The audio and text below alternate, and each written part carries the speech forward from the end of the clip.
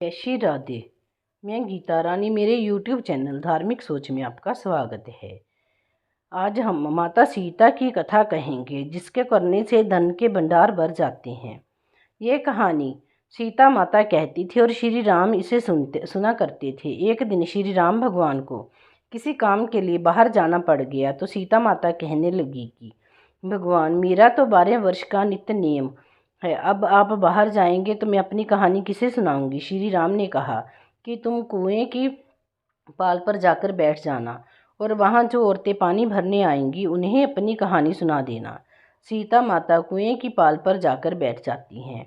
एक स्त्री आई, उसने रेशम की जरी की साड़ी पहन रखी थी और सोने का घड़ा ले रखा था। सीता माता उसे देखकर कहती हैं कि बहन, मेरे 12 वर्ष का नित्यनेम सुन लो। पर वह स्त्री बोली कि मैं तुम्हारा नित्यनेम सुनूंगी तो मुझे घर जाने में देर हो जाएगी और मेरी सास मुझसे लड़ेंगी। उसने कहानी नहीं सुनी और चली गई।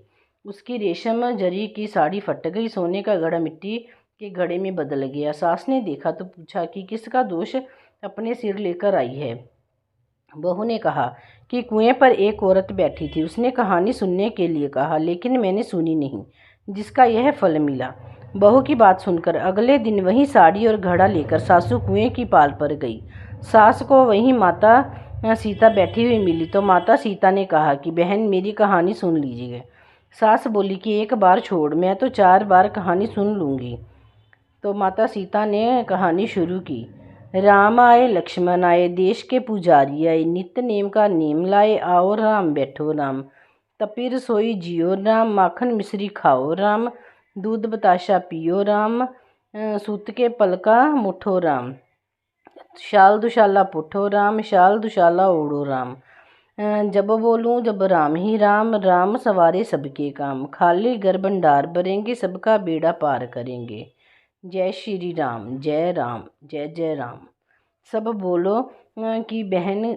सास बोली कि बहन, कहानी तो बहुत अच्छी लगी।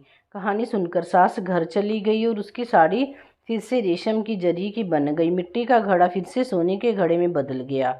बहू कहने लगी, सासू माँ, आपने ये सब कैसे किया। सास ने कहा कि बहू, तू दोष लगा के आई थी और मैं अब दोष उतार कर आ रही हूँ। फिर बहू ने फिर पूछा कि वह कुएं वाली स्त्री कौन है। सास बोली कि वे सीता माता थी। वे पुराने से नया कर देती हैं, खाली भंडार भर देती हैं, वह लक्ष्मी जी का वास घर में कर देती हैं, आदमी की जो भी इच्छा हो उसे पूरी कर देती हैं।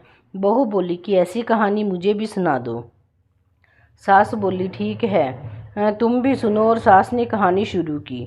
राम आए, लक्ष्मण आए, देश के पुजारी आए, नित्य नेम का नेम लाए, आओ राम बैठो राम, तपी रसोई जियो राम, माखन मिश्री खाओ राम, दूध बताशा पियो राम, सूत के पलका मुठो राम, शाल दुशाला पुठो राम, शाल दुशाला ओढ़ो राम, जब बोलूं जब राम ही राम, राम सवारे सबके काम, खाली घर भंडार भरेंगे, सबका बेड़ा पार करेंगे। श्री राम, जय राम, जय जय राम। कहानी सुनकर बहू बोली कि कहानी तो बहुत अच्छी है। सास ने कहा कि ठीक है, इस कहानी को रोज कहा करेंगे। जब सास बहू रोज सवेरे उठती, नहाती धोती और पूजा करने के बाद नित्य नेम की सीता की कहानी कहती।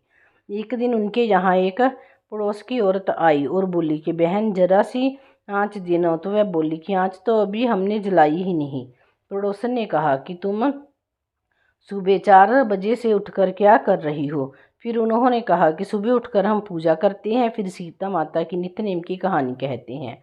पड़ोसन ने उनकी बात सुनकर फिर कहा कि सीता माता की कहानी कहने से तुम्हें क्या मिला। वे बोली कि इनकी कहानी कहने से घर में भंडारे भर जाते हैं, सारे काम सिद्ध हो जाते हैं, मन की इच्छा भी पूरी हो जाती है। पड़ोसन कहती है कि बहन, ऐसी कहानी तो मुझे भी सुना दो।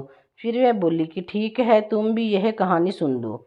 राम आए, लक्ष्मण आए, देश के पुजारी आए, नित्य नेम का नेम लाए, आओ राम बैठो राम। ऐसे सारी कहानी कहने के बाद सुनने के बाद पड़ोसन कहने लगी, बहन, कहानी तो मुझे बहुत अच्छी लगी। अब वह पड़ोसन भी नित्य नेम सीता माता की कहानी कहने लगी। कहानी कहने से सीता माता ने पड़ोसन के भी भंडार भर दिए। अब तो पूरे मोहल्ले में नित्य नेम की कथा चल पड़ी। हर किसी की मनोकामना पूरे होने लगी। हे सीता माता, जैसे आपने उनके भंडार भरे, वैसे ही आप हमारे भी भरना।